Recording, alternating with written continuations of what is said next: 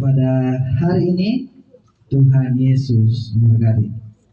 Puji nama Tuhan. Salam. Salam. Salam. Salam. Apa kabar semuanya? Luar biasa. Luar biasa, puji nama Tuhan. Bagaimana Cale? Aman? Ya, puji Tuhan ya. Oke, baik. Mari kita belajar firman Tuhan pada hari ini. Mari kita buka Alkitab kita dari Mazmur pasal 56.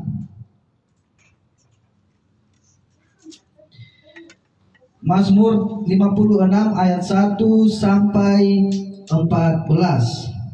Ya, sekali lagi dalam kitab Mazmur pasal 56 ayat 1 sampai 14. Yang sudah ketemu katakan amin. Kita akan baca secara bergantian seperti biasa. Saya ayat ganjil, nanti saudara Bapak Ibu di ayat genap. Judulnya kepercayaan kepada Allah dalam kesusahan. Ayat 1. Untuk pemimpin biduan menurut lagu merpati di pohon-pohon terbati yang jauh, Miktam dari Daud ketika orang Filistin menangkap dia di Gat. Kasihanilah aku ya Allah, sebab orang-orang menginjak-injak aku. Sepanjang hari orang memerangi aku, mengimpit aku. Seteru-seteruku menginjak-injak aku sepanjang hari, bahkan banyak orang yang memerangi aku dengan sombong. Waktu aku takut, aku ini percaya kepadamu. Kepada Allah yang firman-Nya aku puji, kepada Allah aku percaya, aku tidak takut. Apakah yang dapat dilakukan manusia terhadap aku? Sepanjang hari mereka mengacaukan perkaraku. Mereka senantiasa bermaksud jahat terhadapku. Mereka mau menyerbu, mereka mengintip, mengamati langkahku seperti orang-orang yang ingin mencabut nyawaku. Apakah mereka dapat menunjukkan mereka? Runtuhkanlah bangsa-bangsa dengan murka-Mu ya Allah. Sengsaraku engkaulah yang menghitung-hitung, air mataku kau taruh ke dalam kirbat-Mu. Bukankah semuanya telah kau daftarkan? Maka musuhku akan mundur pada waktu aku berseru. Aku yakin bahwa Allah memihak kepadaku. Kepada Allah firman-Nya kupuji, kepada Tuhan firman-Nya kupuji. Kepada Allah aku percaya, aku tidak takut. Apakah yang dapat dilakukan manusia terhadap aku? Nazarku kepadamu, ya Allah, akan kulaksanakan, dan korban syukur akan kubayar kepadamu. Sama-sama kita baca 14. Sebab engkau telah meluputkan aku daripada maut, bahkan menjaga kakiku sehingga tidak tersandung. Maka aku boleh berjalan di hadapan Allah dalam cahaya kehidupan. Amin. Firman Tuhan berkata, berbahagialah setiap kita yang membaca merenungkan firman Tuhan dan melakukannya dalam hidup kita sehari-hari. Salam. Salam. Ya, tema hari ini saya angkat menang atas ketakutan. Ya, sekali lagi menang atas ketakutan. Bapak Ibu pernah mengalami yang namanya takut? Ya. Pernah. Ya, baik dalam masalah, baik dalam ekonomi, dalam keluarga, baik dalam hal apapun pernah kita mengalami yang namanya rasa takut. Dan kita belajar pada hari ini bagaimana Bapak Ibu, bagaimana kita bisa menghilangkan rasa takut itu yang melanda hidup kita. Bagaimana bisa kita menghindar dari rasa takut yang menghimpit hidup kita saat ini. Mungkin saudara hari ini yang datang ada rasa takut terhadap anak-anaknya ke depannya. Mungkin ada Pak Ibu yang datang hari ini, bagaimana saya besok? Kami makan apa besok? Besok mau kemana? Besok mau cari uang di mana? Mungkin hari ini Bapak Ibu membayar sesuatu tidak ada. Takut. Nah, bagaimana kita bisa menghilangkan rasa takut itu? Yang pertama kita belajar adalah meyakini jika Tuhan lebih besar daripada masalah kita. Katakan sama-sama, Tuhanku lebih besar daripada masalahku. Tuhanku lebih besar daripada masalah. Katakan sebelah kananmu, Tuhanmu lebih besar dari masalahmu. Tuhan lebih besar daripada masalah. Amin. Ya. Kita tidak usah takut. Puang kita, ya puang ya. Ya. Puang Yesus kita lebih besar dari masalah kita. Jangan jadikan masalah itu lebih besar daripada Tuhanmu. Inilah yang dialami oleh Raja Daud. Saudara, firman Tuhan berkata dalam 1 Korintus pasal 10 ayat 13, gua buka 1 Korintus pasal 10 ayat 13. Ya. 1 Korintus pasal 10 ayat 13 dikatakan apa di situ? Ya, 1 Korintus pasal 10 1 Korintus pasal 10 ayat 13 dikatakan apa? Pencobaan, sama mengatakan pencobaan yang kamu alami ialah pencobaan biasa yang tidak melebihi kekuatan manusia, sebab Allah setia dan karena itu Ia tidak akan berikan kamu dicobai melampaui kekuatanmu. Pada waktu kamu dicobai, Ia akan berikan kepadamu jalan sehingga kamu dapat menanggungnya. Pencobaan, masalah-masalah yang kita hadapi, saudara, tidak lebih besar daripada kita. Pencobaan yang biasa tidak lebih besar, tidak lebih kuat dari masalah kita. Kita lebih kuat dari masalah. Katakan, saya lebih kuat dari masalahku. Saya lebih kuat daripada masalah. Amin. Amin. Kita lebih kuat dari masalah. Masalah ini, saudara, habis hari ini, datang lagi minggu depan, habis lagi, datang bertubi-tubi. Selama kita masih hidup dalam dunia ini, masalah terus datang silih berganti. Betul? Ya. Mungkin hari ini kita ada masalah yang begitu berat. Ya, minggu depan lagi tambah lagi. Kenapa Tuhan katakan? Karena kamu lebih kuat dari masalahmu. Makanya Tuhan mengizinkan masalah itu terjadi pada Daud. Karena Dia tahu Daud ini adalah orang yang hebat. Orang yang mengalahkan apa? Goliat. Masa masalah itu tidak bisa kita hadapi bersama-sama, saudara? Saudara mungkin sering menganggap dirimu tidak kuat. Tapi Tuhan tahu engkau kuat. Makanya diizinkan masalah itu. Yakinlah dalam dirimu, saudara, engkau lebih kuat dari masalahmu. Karena Tuhan bilang setiap pencobaan yang kita alami adalah pencobaan biasa. Dikatakan firman Tuhan bahwa ada jalan keluar. Ada solusinya. Artinya apa? Solusi dari masalah kita solusinya adalah Tuhan Yesus Kristus. Itu solusinya. Bukan pendeta, bukan gembala, bukan ibu gembala, bukan bapak rohani, bukan. Solusinya adalah Tuhan Yesus Kristus. Bapak gembala itu hanya menuntun, tidak bisa menyelesaikan masalah kita. Tidak bisa, karena kenapa? Dia manusia, dia juga punya masalah. Ya. Semua masalah yang saudara hadapi hari ini, Tuhan sudah janji ada jalan keluar. Yang penting saudara adalah satu hal, jangan pernah menyerah. Ya, Allah mengatakan jangan pernah menyerah, jangan berputus asa. Di mana kita menyerah, di mana kita putus asa, maka disitulah iblis masuk dalam diri kita. Apa yang terjadi? Bunuh diri. Banyak sekarang itu anak-anak muda, saudara. Di Rada kemarin, 1 bulan yang lalu saya datang ke sana di Rada kemarin. Saya dengar apa? Anak muda bunuh diri, kenapa? Karena putus cinta. Putus cinta. Laki-laki maksudnya yang bunuh diri ini. Dia memang juga laki-laki ini memang bisa dibodoh-bodohi gitu. Karena kenapa tidak sekolah, hanya taman SD. Nah, temannya yang bodohi dia. Ya akhirnya, ya itu perempuan putuskan dia.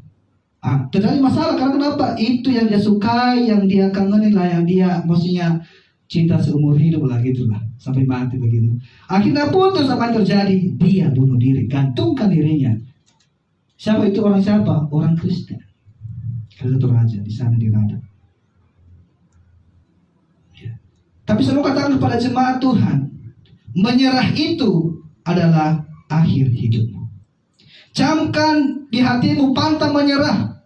Jangan menyerah Bapak Ibu. Sebentar lagi kenapa? Sebentar lagi engkau melihat rencana Tuhan yang indah dalam hidupmu. Amin. Amin. Ya.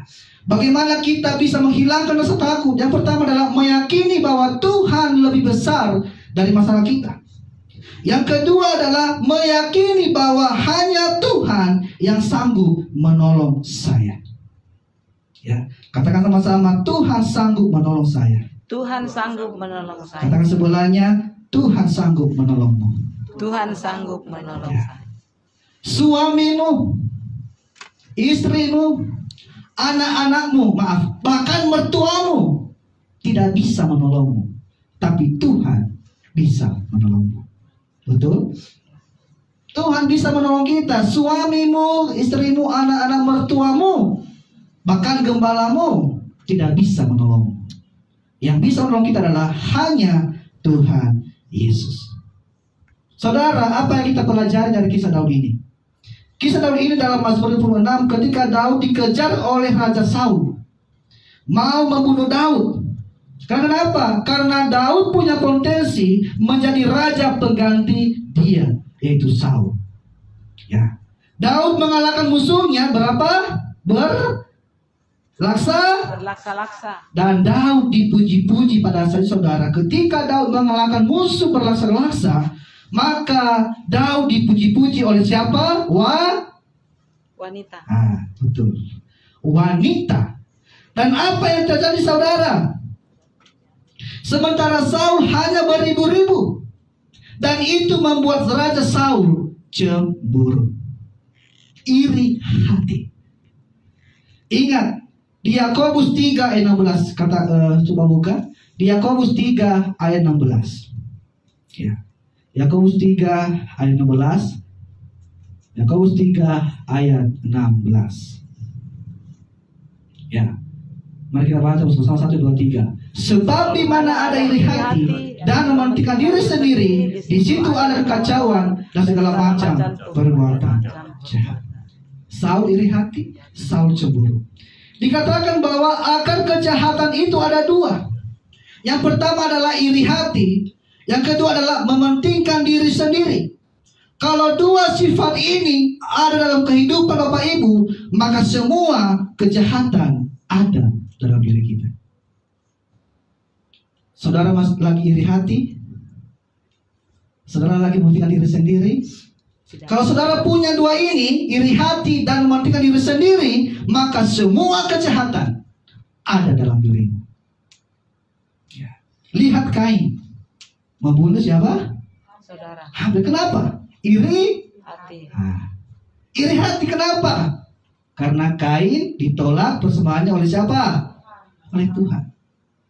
Kakak dan adik bisa bunuh. Bisa. Kenapa? Iri hati. Makanya saudara-saudara saya ajak sama Tuhan bahwa tidak boleh ada iri hati dalam diri kita. Tidak boleh ada mementingkan diri dalam diri kita. Egois jangan ada dalam diri kita. Lihat pertengkaran. Meskipun saya belum punya istri sekarang ini. Lihat pertengkaran suami istri. Terjadi karena apa? Karena dua-duanya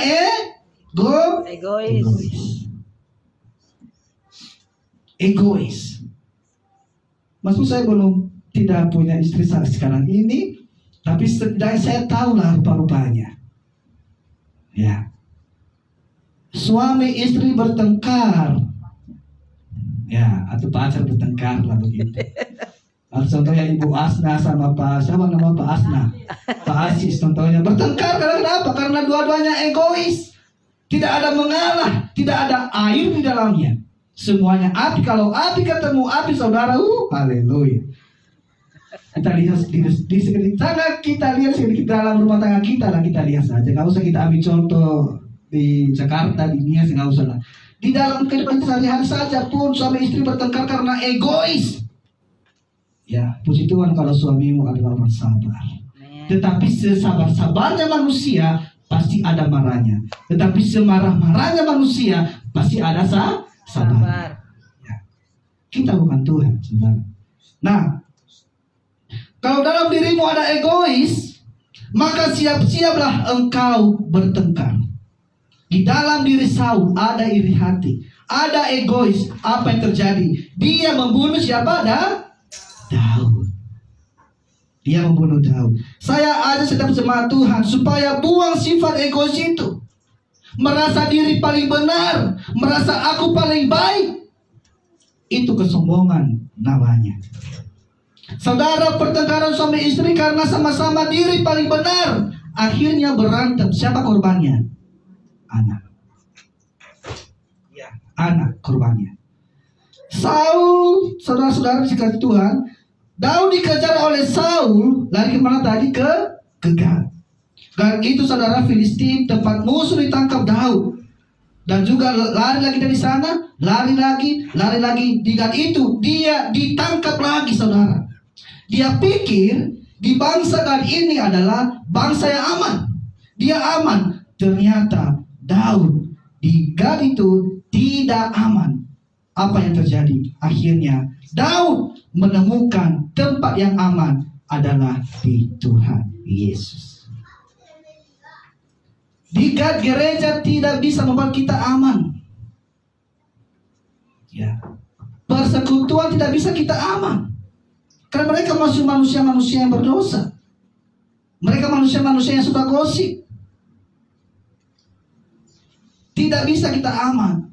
Di Gad aja pun bangsa yang besar itu tidak aman. Daud tidak merasakan aman, tetapi dia temukan jalan yang aman. Di mana? Di Tuhan Yesus. Makanya dia berkata, kasihanilah aku ya Tuhan, sebab hanya dalam muka aku aman. Ya. Saudara, orang Jepang kaya raya mati bunuh diri. Kita nanti bisa cari di Google, itu negara nomor 1. Dan keduanya adalah Korea.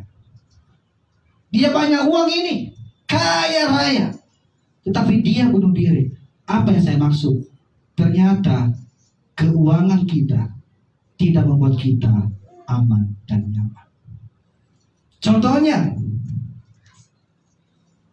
kalau kita naik di pesawat, kalau pesawat itu goyang, kita ini orang kaya maksudnya, pesawat itu goyang, engkau lebih gelisah dan bahkan lebih tenang. Yang banyak hutangnya. Maaf. Firman Tuhan berkata, di mana hartamu berada, di situ hatimu berada. Kalau harta kita ada di Tuhan Yesus, maka hati kita ada di hati Tuhan Yesus. Sehingga walaupun goncang diizinkan Tuhan, kita meninggal di pesawat itu, saudara, percaya kita bersama Bapa di surga, karena Dia jaminan hidup kita. Jadikanlah Tuhan Yesus sebagai harta yang paling berharga dalam dirimu. Kenapa? Di mana Tuhan Yesus berada, di situ juga kita berada. Firman Tuhan berkata, di mana harta kita berada, disitulah hati kita berada. Tetapi kalau kita jadikan Tuhan Yesus sebagai harta dalam hidup kita, ketika kita meninggal, percayalah, engkau bersama Bapa di surga. Setuju? Amin? Amin. Amin. Saya ajak kita sama-sama ketika mengalami ketakutan. Saudara-saudara, saya mau tanya, kalau saudara anak-anak muda yang hadir pada hari ini, jika engkau merasa ketakutan, kemana engkau mengadu? Betulkah ke Tuhan? Tuhan. Betulkah Tuhan? Ya. Anak-anak muda? Hah? Sama-sama? Sama siapa? Sama mamanya, bapaknya. Kalau masih kecil sama mamanya, sama mamanya. Tapi kita saudara sudah dewasa. Ketika Daud mengalami masalah ketakutan, di mana dia mengadu? Ke Tuhan Yesus.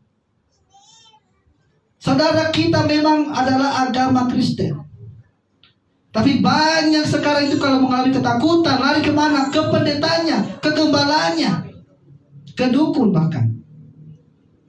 Karena kenapa? Dia jadikan gembala itu sebagai Tuhannya. Saudara-saudara yang dikasihi dalam nama Tuhan Yesus, ketika Daud mengalami masalah ketakutan, dia mengadu ke Tuhan Yesus. Saudara, Daud ini betul-betul takut. Kalau kita lihat dia adalah seorang raja bangsa Israel yang kedua. Tapi dia merasakan takut. Nabi Elia, nabi besar di Alkitab, dikatakan penuh rasa takut. Bahkan Yesus pun di Taman Getsemani dia Takut. Ingat, pemahaman GBI, Yesus 100% manusia dan 100% Allah. Itu pemahaman gereja kita GBI. Dan juga banyak orang denominasi mengatakan bahwa Yesus 100% manusia dan dia juga 100% Allah. Dia berinkarnasi. Bagi orang yang tidak mengerti ini, dia mau coba mengerti bahwa Allah 100%. Yang penting jangan dirimu jadi Tuhan. Ya, kalau Tuhan menjadi manusia, itu urusan Tuhan.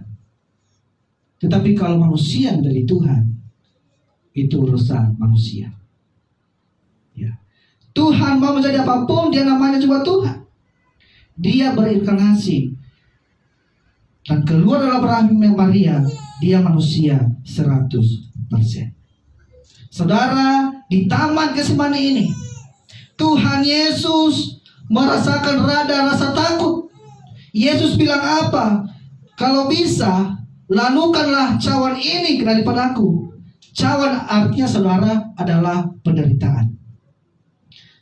Kalau kita bisa artikan bahwa lalukanlah penderitaan ini dalam hidupku, tetapi jadilah kehendakmu.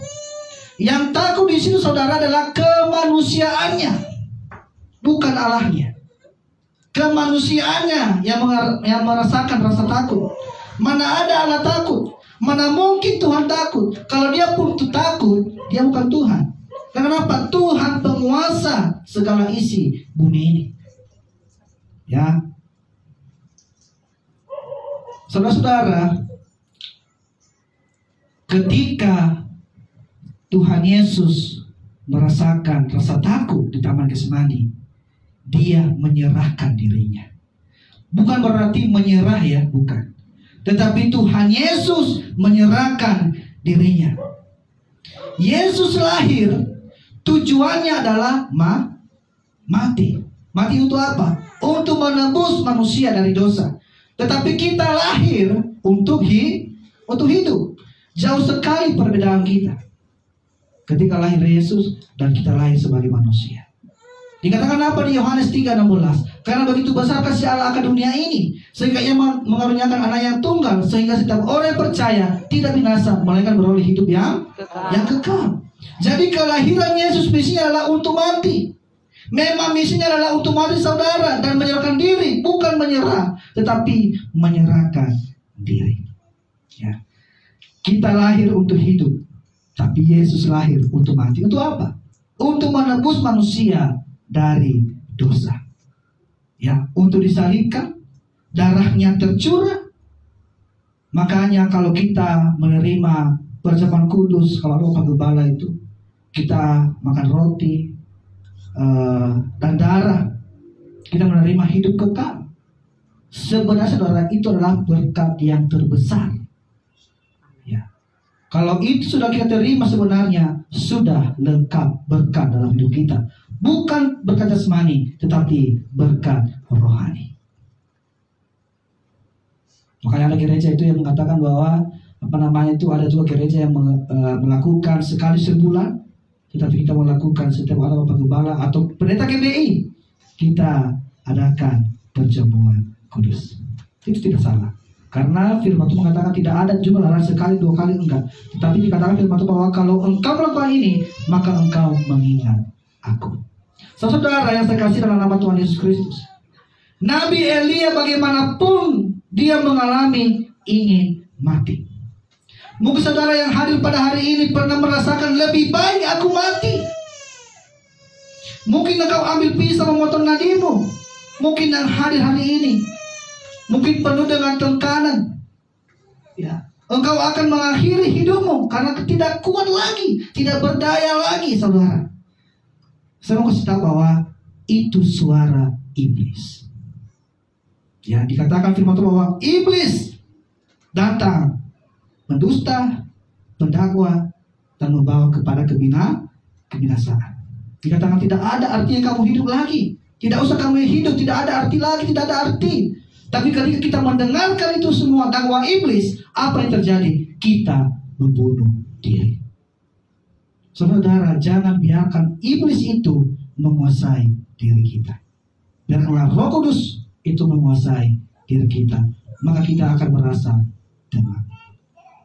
Saudara, kita baca di 1 Raja-Raja 9 ayat 4. Ya. 1 Raja-Raja 19 ayat 4. Ya. 1 Raja-Raja 19 ayat 4.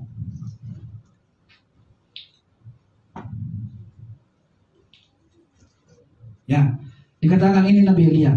Tetapi ia sendiri masuk ke padang gurun sehari perjalanan jauhnya, lalu duduk di bawah sebuah pohon ara. Kemudian Elia ingin mati. Ya, saudara, ini nabi besar, nabi yang baru mengalahkan Nabi Baal. Nabi Baal palsu berapa? 450 orang. Disebelahnya perang pelayanan yang sungguh luar biasa. Tetapi dia merasakan ingin mau mati. Ini pelayanan luar biasa, ini lebih besar. Ingat, para pelayan-pelayan ini punya pelayan di mimbar, ini pun bisa mengalami stres. Betul. Meskipun dia seorang hamba Tuhan juga pun mengalami stres, depresi. Nabi Elia aja pun merasakan ingin mau mati. Saudara-saudara, dikatakan apa lagi? Cukuplah itu sekarang ya Tuhan, ambillah nyawaku, sebab aku ini tidak lebih baik daripada nenek moyangku. Ya.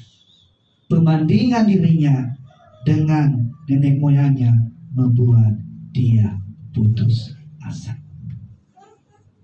Bapak Ibu yang terkasih dalam Tuhan Yesus, saya mau katakan bahwa jangan suka bandingkan persoalanmu dengan persoalan orang lain. Ya. Membandingkan itu suatu hal yang tidak baik. Mungkin engkau melihat saya tidak seberapa, tetapi dia lebih berat. Setiap orang, saya percaya setiap orang punya pertandingan hidup masing-masing. Betul? Punya persoalan, punya pergumulan masing-masing. Jangan bandingkan pergumulanmu dengan pergumulan orang lain. Contohnya, jangan bandingkan pergumulan Widya dengan pergumulan siapa namanya ini? Kalista. Jangan bandingkan itu. Setiap kita yang hadir pada hari ini, saudara, punya pertandingan hidup masing-masing. Berbeda-beda.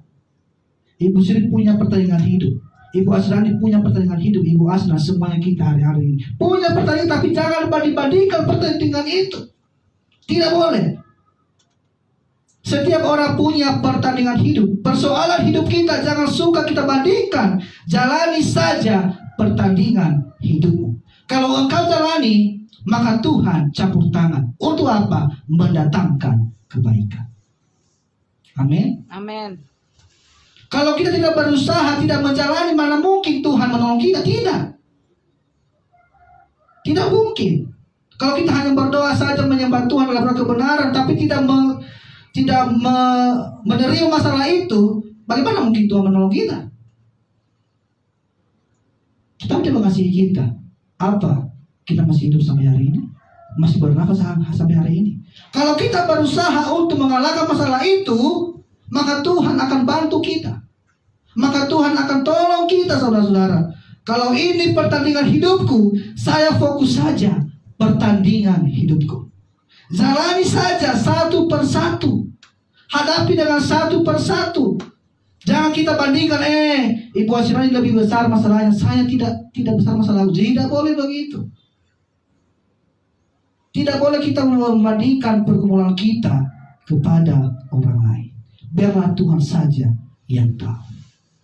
Dan jangan ceritakan pertandingan pergumulanmu kepada orang lain. Kenapa? Akan jadi berita umum di Salasa ini. Jangan. Biarlah pertandingan itu, masalah persoalan yang kamu hadapi, cerita saja ke Tuhan. Jangan ke gembala. Kalau ini bisa dipercaya. Karena kan Karena dia manusia. Jangan curhat ke gembala, ke pendeta kalau tidak bisa dipercaya. Jangan. Dia juga manusia. Tapi curhat saja ke Tuhan saja. Ingatlah pertandingan hidupku, pertandingan hidup saudara. Saya juga punya pergumulan. Saya juga punya persoalan. Saya juga punya pertandingan hidup. Dan saya jalani saja. Ketika saya menjalani, maka Tuhan akan tolong saya. Saya juga punya banyak pergumulan saudara. Sekarang saya umur 26 tahun. Udah mulai tua.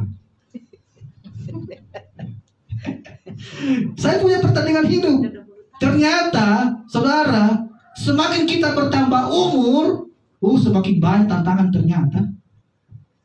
Kalau kita masih kecil kan tidak ada yang dipikirkan seperti Evata, tidak ada yang mereka pikir ada uang jajan. Kalau kita sekarang kita menyadari, ketika kita sudah umur dewasa, ada uang kita harus kelola dengan baik. Kalau anak-anak kan tidak tahu itu, tidak tahu. Kalau saya sekarang, kalau saya punya uang, saya kelola dengan baik, supaya tidak habis-habisnya untuk kedepannya. Karena apa? Kita punya pemikiran. Kita harus kelola berkat Tuhan itu. Saya percaya juga setiap rumah tangga, meskipun saya belum punya istri ya, setiap rumah tangga pasti ada persoalan. Betul?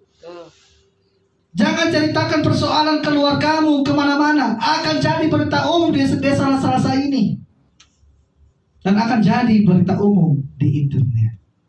Saudara, ternyata maaf di kampung ini saudara, Selasa ini lebih kejam daripada netizen. Iya. Coba kalau di kota, tidak ada mereka pikirkan itu. Saudara, kita bikin masalah saja di rumah. Haleluya. Sampai ke Makassar. Ini serius loh. Saya aja punya masalah contohnya lah. Saya punya masalah contohnya ini contohnya. Baru saya merasa astaga ternyata memang begitu di kampung memang begitu di desa-desa memang begitu. Mereka urus urusan orang lain daripada mengurus urusan rumah tangga mereka. Ya, lebih kejam mulut di sini daripada mulut netizen, saudara. Betul itu, saya merasakan begitu. Hal demikian. Ini bukan curhat, tapi saya mengatakan begitu memang. Karena apa? Orang-orang sekitar ini, belum keluar. Coba kalau ke kota, kalau dia pulang akan berubah. Karena kenapa? Dia terus dia pandang itu terus.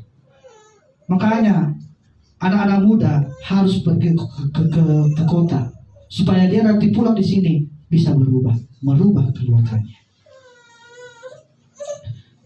Ya. Setiap manusia hidup pasti ada persoalannya.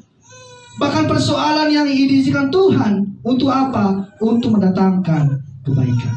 Daud dalam 1 Samuel 30 ayat 4. Sekali lagi, 1 Samuel 30 ayat 4. Tidak lama lagi ini khotbah selesai. 1 Samuel 30 ayat 4.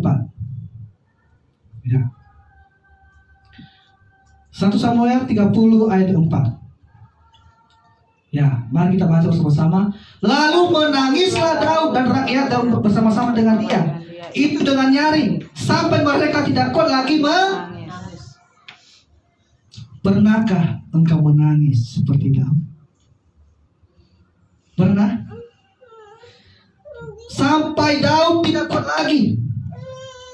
Daud memilih untuk menangis ke Tuhan. Raja loh ini, raja. Dia menangis bersama bangsa-bangsa Israel yang bersama dengan dia. Mereka menangis dengan suara nyaring, artinya suara besar. Pernahkah engkau menangis ketika engkau saudara mengalami tekanan? Daud mengalami tekanan, dia menangis. Daud ini mengalami tekanan. Dalam Mazmur 56 ayat seperti kita baca tadi, dia menampung air mata kita. Tuhan menampung, dia tampung air matamu saudara. Ketika kau menangis ke Tuhan, tetapi banyak sekarang itu orang-orang yang nangis hanya nonton drakor. Saudara, itu drakor itu mereka itu menangis bukan nangis asli, pura-pura namanya sinetron. Tetapi tetapi perempuan yang suka sinetron ini nangis. Siapa yang hiburmu? Tidak ada. Siapa yang menampung air matamu? Tidak ada. Engkau menangis dengan kesia-siaan. Boleh kita menangis contohnya ini bukan politik. Prabowo ketika dihina ini, saya menangis juga. Itu pemimpin, dan dia itu menangis bukan pura-pura, itu asli. Bayangkan kalau kita ada di posisi itu. Bayangkan. Dia dihina, direndahkan, dinilai 5 dari 10, 11 dari 100. Saya nangis, saudara. Tapi di kamar tapi. Di kamar saya menangis. Saya menangis, saudara.